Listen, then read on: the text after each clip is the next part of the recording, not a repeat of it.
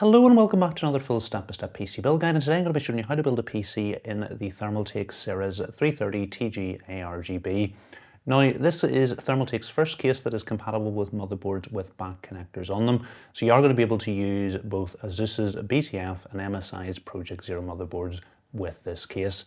And it just so happens that I do have ASUS's Tough Gaming Z790 BTF Wi-Fi motherboard.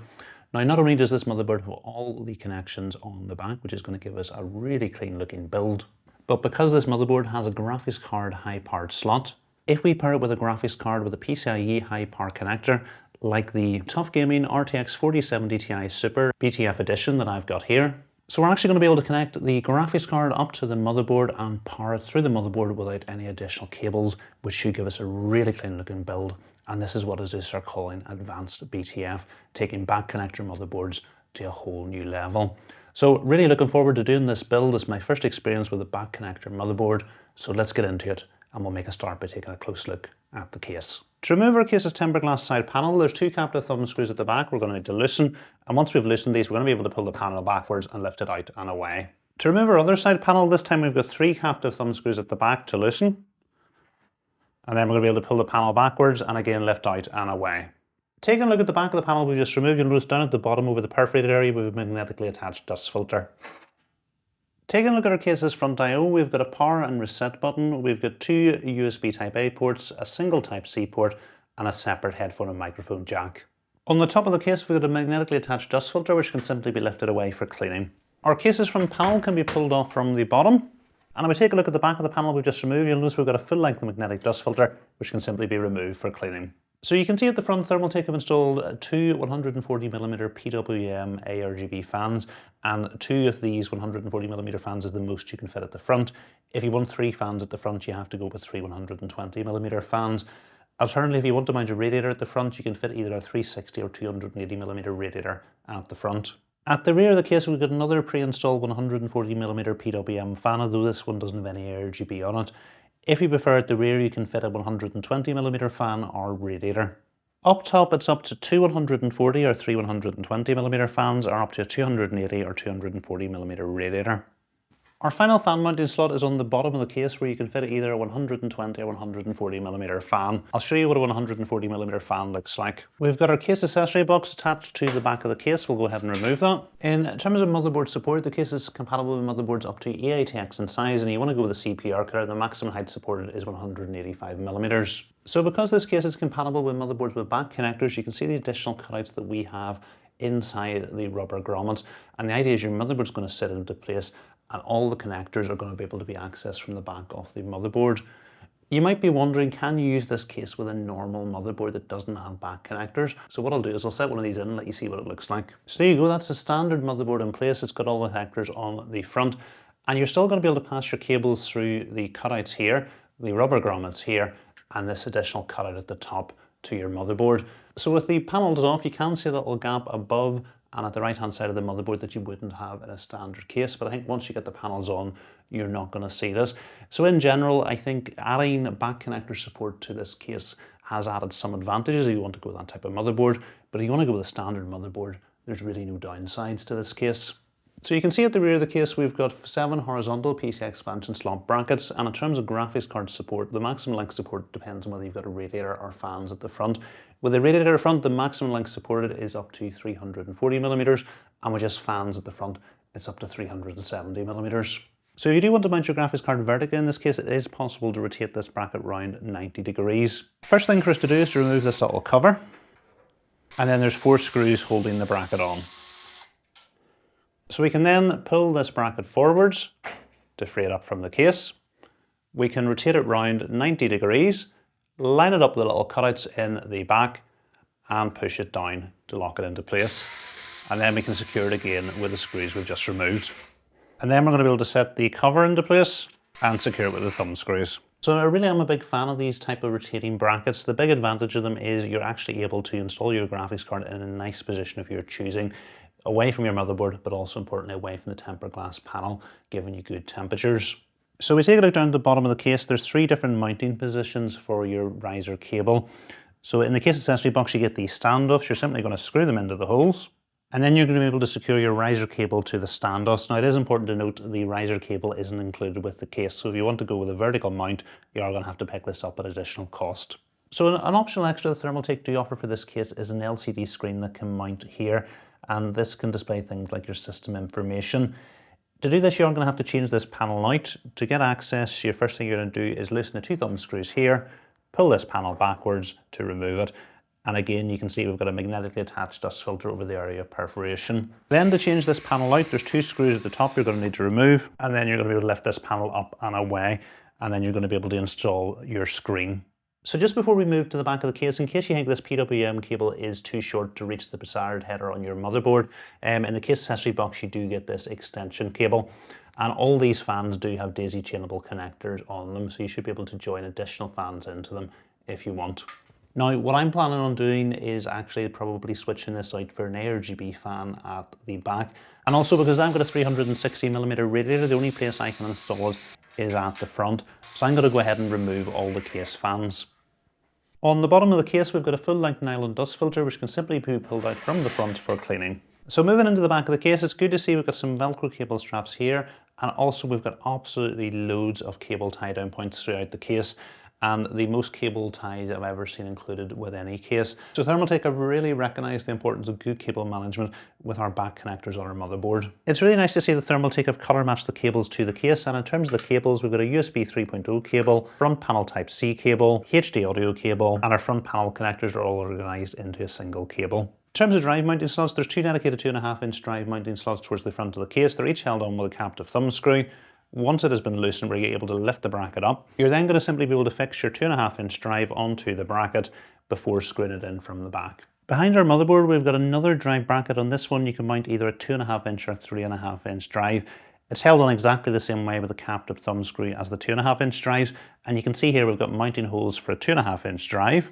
So it's simply going to slot onto here, and once you've taken the bracket off, you're going to be able to screw it in from the back.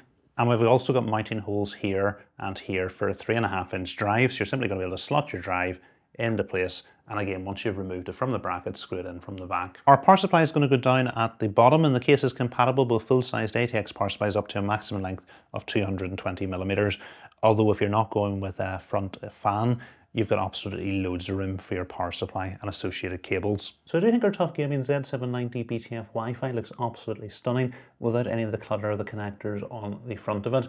So it is going to bring some advantages, mostly aesthetic, but it is potentially going to bring some problems or things we have to show additional care for. So we turn the motherboard round. You'll notice one thing you don't normally see on the back of motherboards, and that is some foam. If we remove the foam, you'll see the reason for it. And the foam has been trying to protect all these connectors. So you're going to have to take extra care with the back of this motherboard. You're not just going to want to go laying it down on the table where you could potentially damage the pins on these headers. So you can see we've got connectors on three sides of this motherboard. And for today, I'm just going to cover the features we need for today's build. If you want to find out more detail about the motherboard and all the different connectors, I have done an unboxing and overview for it, and I'll put a link to that video in the description. To open our socket cover, we're going to need to push this lever down and out, bring it all the way to the top of the motherboard, and then we're going to be able to open the socket cover up. So what you're going to want to do is holding your CPU by the edges, lower it down very gently into the socket, trying to get it to line up with the notches at the top and at the bottom. And go ahead and close the socket cover down, apply a little bit of pressure here, the black bit of plastic will pop off, and then you can close the socket cover down to secure your CPU in the socket. We're now ready to install our M.2 SSD, and this motherboard has 4 slots. There's 1 behind this top heatsink and 3 behind the bottom heatsink. They're all Gen 4x4 slots, but the PCIe lanes from the top slot come directly from the CPU, while the ones for the bottom slots come via the chipset. So we're going to be installing our drive in the top slot. For storage, I'm going with a single Gen 4 NVMe drive for this build. It's from Samsung and it's their 990 Pro in 2TB capacity. We can then insert our drive into the slot. If we go ahead and flatten it down, and we can close the little clip here to secure the drive in the slot. We then need to remove the plastic protection from the back of the heatsink, and we can then re-secure the heatsink. Next, we've got our RAM to install, and I've got 32GB of Thermaltake's TOUGHRAM XG ARGB DDR5 at 6200 megatransfers per second. So because we've got 2 sticks of RAM, we're going to be installed in the 2nd and 4th slot along from the CPU, so I'm going to open the clips on these slots. Then we can line our RAM up with the slot, And once we're happy everything's lined up correctly, it's some firm pressure to the RAM and it's going to clip into place. And then it's the same thing with our second stick. Next thing to do is install the backplate for our CPU cooler, and we're going to make sure we use the one labelled LGA 1700. So normally I don't use the double-sided adhesive as this is only a temporary build and it's going to create more issues pulling it off at the end of the build. The only slight problem I'm going to have if I don't use it, because we've got these additional connectors, I'm not going to be able to lay this bit of the motherboard down flat on the table while I put the thumb screws in at the other side. And then if we take a look at the holes in the back of our motherboard, this motherboard has both LJ 1700, which are the outer holes, and LJ 1200 mounting holes, which are the inner holes. So we're going to want to use the outer ones. And then we've got one of these black thumb screws to screw onto each corner. Next, we're going to insert our motherboard into the case, lining it up with the standoffs at the back. And you'll notice our middle standoff is a little bit elongated, and once it goes through the hole, it's going to help hold the motherboard in place. Then we can secure the motherboard to the case with 9 of the screws with a little lip around the outside.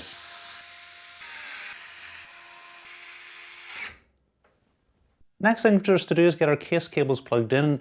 Most of the headers are in the same location if you were looking in from the front of the motherboard. So you can see we've got our two 8-pin EPS cables, we've got our 24-pin power supply cable, HD audio cable is here. So again, if you're looking in from the front, it's where you would expect it to be. It's just a little bit disorientating because you're looking at the opposite side of the motherboard than what you would normally look at for it. So our HD audio cable is going to go into this header here. So we're going to need to plug it in with the HD audio text facing up the way. Now our front panel connectors are going to go into this header here. Now our pins are in the same order as you would expect to find them in the front of the motherboard. So we're going to plug the cable in towards the left hand side of the header with the front panel text facing up the way. Then we've got our USB 3.0 cable is going to go into this header here. So we can line the cable up with the motherboard and push into place. And just above that we've got our front panel Type C header. So we'll bring the cable through, line it up and push into place.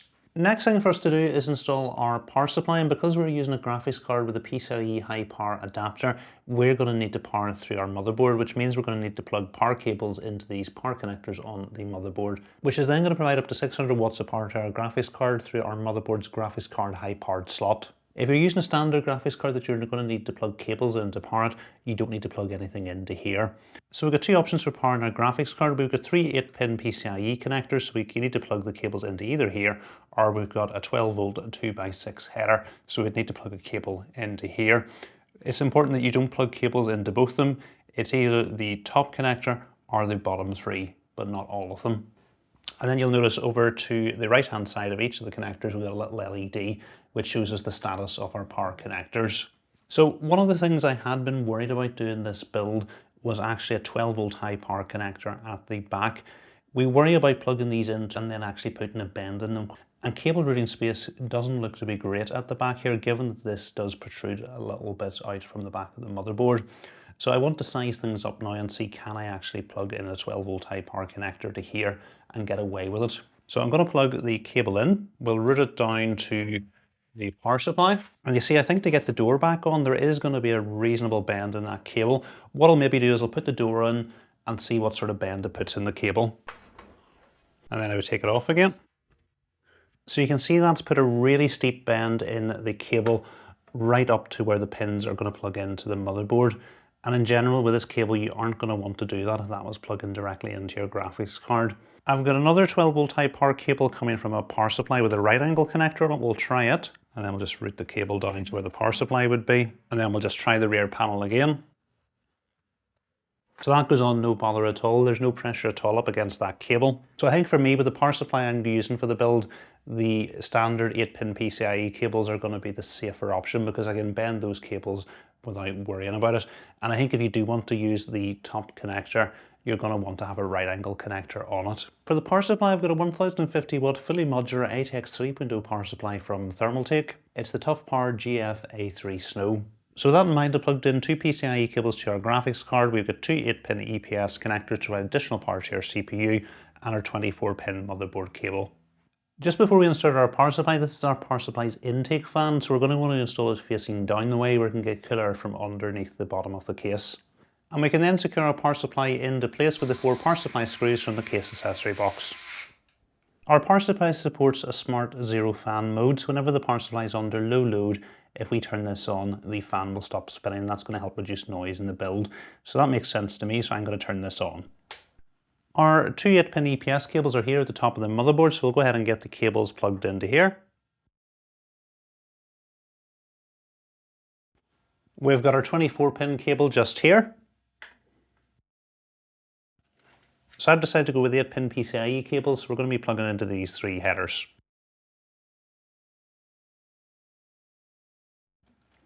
Keeping our CPU cool, I've got a 360mm AIO from Thermaltake. It's the TH360 V2 ARGB Sync Snow Edition. Next we've got our AIO to install, and I'm going to start off by setting the fans into place and just passing the cables through to the rear compartment. So that's our fans in the front when all the cables pass through the cutout. The reason I'm doing it at this stage is once our radiator goes into place, it's going to be harder to get the fan cables routed through to the back. We can then set our radiator into place behind the fans. And then we're going to use the long radiator screws that come with our AIO, pass them through the case, through the fan and into the radiator. So you'll notice I've just put the screws in loosely first of all, and I've started at the top as I was able to see the holes at the top and get them lined up. Now with the second fan, hopefully whenever I pull it all the way up to the top, the holes should line up with the radiator.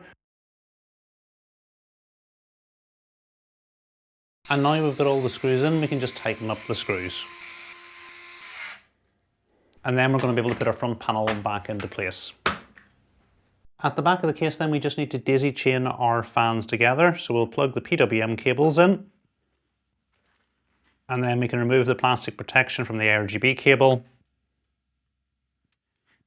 So that just leaves us one PWM and one ARGB cable to plug into headers on our motherboard. You'll see that they are a little bit too short to reach the headers. So with our AIO we get extension cables for both PWM and ARGB. So I'm just going to plug the PWM cable in and also the ARGB cable in. Our CPU fan header is actually on the front of the motherboard. The CPU opt header will run exactly the same fan curve as the CPU fan header. So we can plug the cable into the CPU opt header.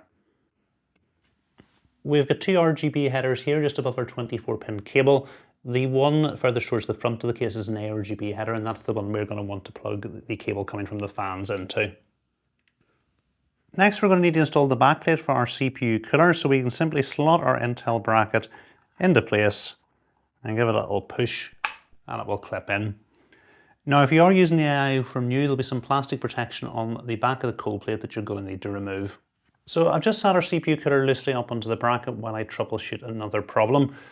And that is, how do I get these white cables over a black motherboard through to the back of the case? Now what I do normally do is wrap the cables around the bracket in the AIO, and that would get them up to here. The difficulty is then you are going to see the white cables running over the black motherboard. The reason why we've now got this little gap above the motherboard has become clear, because we are actually able to pass cables through it and out of the way. So really what I would need is black cables coming from the AIO. So what I have done is taken some black sleeving from another fan and I've just simply split it. And I'm just going to pass this over these two cables. And then the other thing that I want to show you is I will route the cables up around the cold plate like this, which helps hide them on the way up towards the top of the motherboard. Next we can add some thermal paste to the center of the CPU. It is included with the AIO. Then we can line our CPU cooler up with a bracket on the motherboard. And then we're going to need to get a thumb screw onto each corner.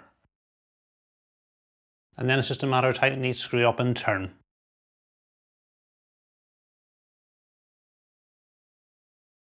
Next, we can just route the AIO cables through to the back of the case. So I'm quite happy with that. I think that does a good job of hiding the cables. So there is a Thermaltake logo on the AIO, and if whenever we install it, it's the wrong orientation, it is just a simple matter of rotating things around to get it into the right orientation. At the back of the case, I'm just going to put a cable tie around that sleeve to hold it in place, and then I'm just going to cut off the additional sleeving. And in fact, I ended up adding 2 cable ties just to keep things in order. So our AIO pump header is this one here, so we can plug the PWM cable into here.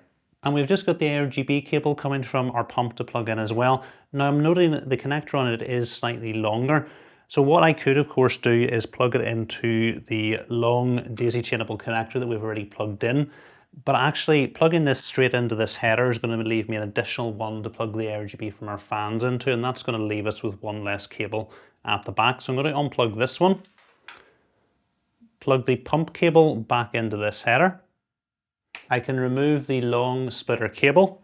If we remove the plastic protection from the pump cable and just join these two together. and that's going to mean there's going to be much less cable at the back.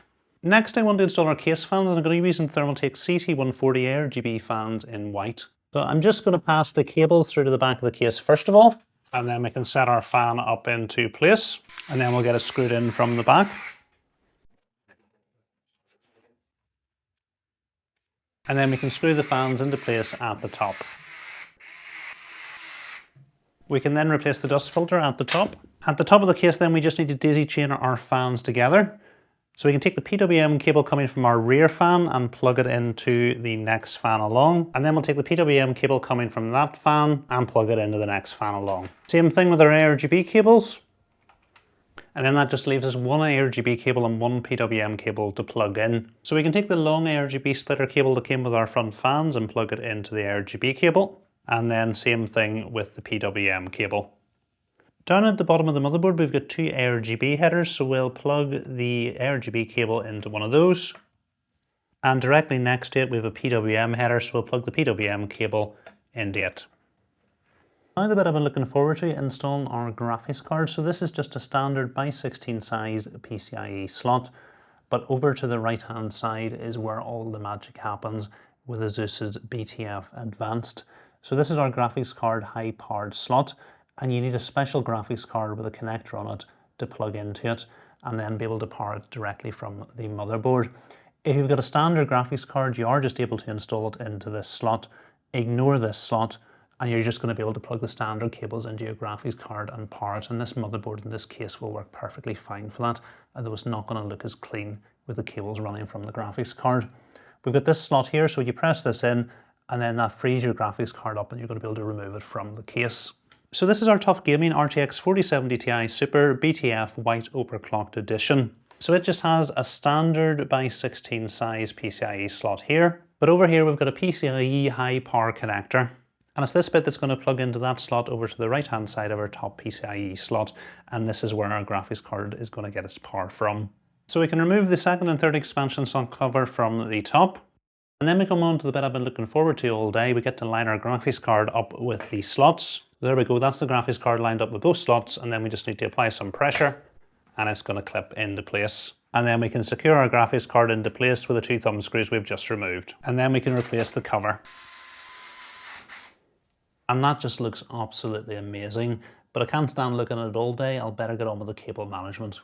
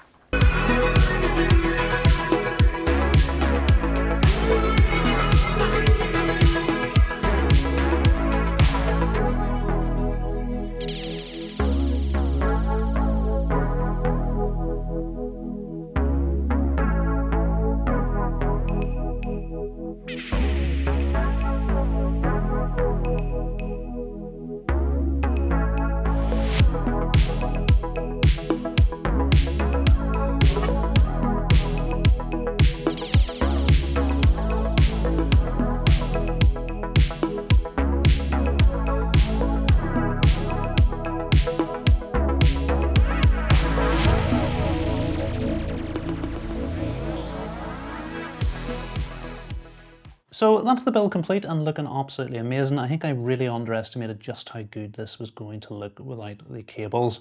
I did mention in my unboxing of the motherboard, I wasn't sure if this was going to be something that was going to come and go, or whether this was going to be the new way that we were building PCs.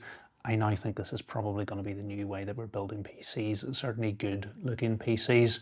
I'm going to share my thoughts a little bit more on the case and also the back connector motherboards, but before I do that, I want to take a look at the temperatures. So I ran a 10-minute out of 64 stability test with all components in the system being stressed. So our Z790 BTF Wi-Fi pushed our 14700K along nicely with all the P cores running at 5.5 GHz throughout the stability test.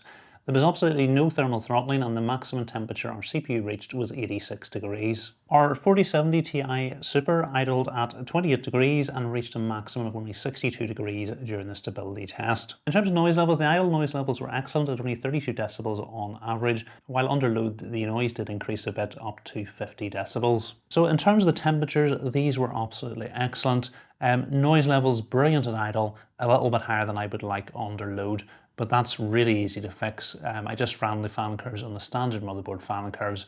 There's absolutely loads of headroom in terms of the thermals in this case, and you would just need to tune the maximum speed of those fans down a little bit, and you would have a system that runs cool and quiet. So you'll notice I've gone ahead and set the PC up off camera. If you don't know how to do any of that, including installing Windows, the drivers, the RGB software, entering the BIOS, updating the BIOS and adjusting all the BIOS settings, I've made another video that covers all of that, and you'll find a link to that video in the description.